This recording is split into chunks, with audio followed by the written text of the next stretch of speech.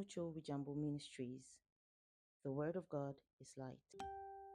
Turaguhaye mwaramutse nshuti mukundwa ukunda kumviriza ibiganiro vyacu ducisha ku Muco w'Ijambo Ministries, aho woba uherereye hose kwisi ibiganiro bica ku Muco w'Ijambo Ministries biragushikira atankomanzi. Muri kano kanya muri kumwe na Sezibera Eric, murahawe ikaze.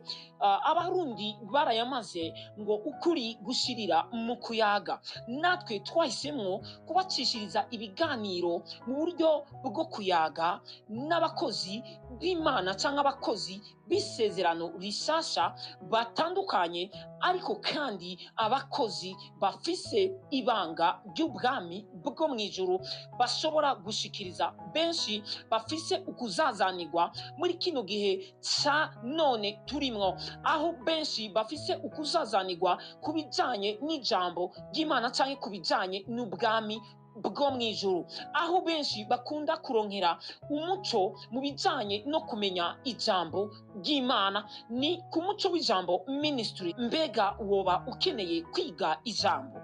Mbega woba ukeneye umuco w'ijambo?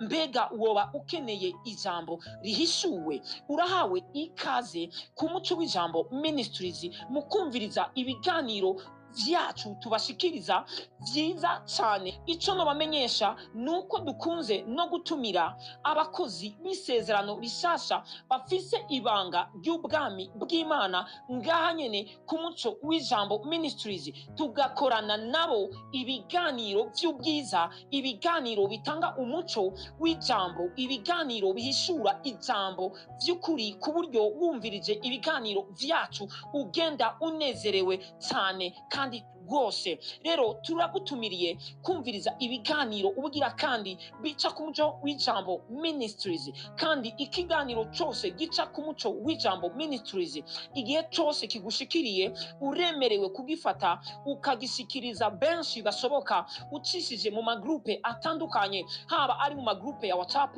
canke mu magrupe yo kuri Facebook n'ahandi hose bishoboka ko ushobora gushikiriza ijambo rihishuwe, kugira ngo dusangire na bene data ijambo rihishuwe, kugira ngo umwe wese yimenyere Uhoraho mu gihe cy'iherezo. Umuntu wese ngo azonyimenyera, niko ijambo ry'Imana rivuga. Rero urahawe ikaze mu kwakira ijambo rihishuwe, nk'uko twama tubibibutsa ku bijanye na Petero igihe abigishwa Yesu Kristo yababaza ikibazo ngo mbega ngo aho hanze mwumva banyitwa nde?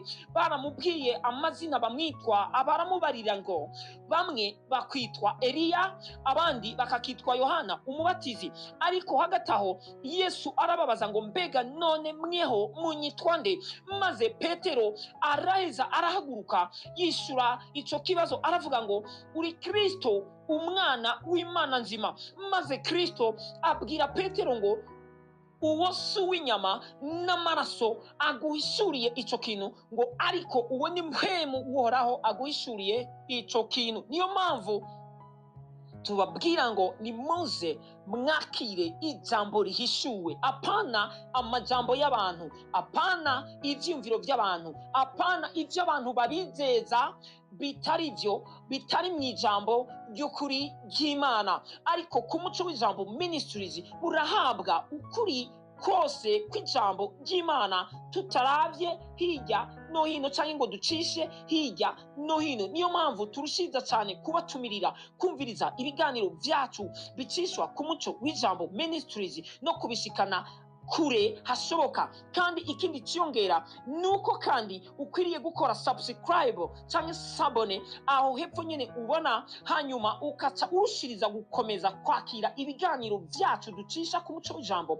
Ministries byose atani kimwe kivuyemo, bikaza biragushikira ku munsi, maze urushiriza kunezereranwa natwe muri ivyo biganiro. Mwari muri kumwe na Evangeliste Sezibera Eric mu nzira yo kubatumirira kwifatanya natwe kuvuga ubutumwa bwiza biciye kuri uyu muhora wa YouTube. Mwarahezagiwe cyane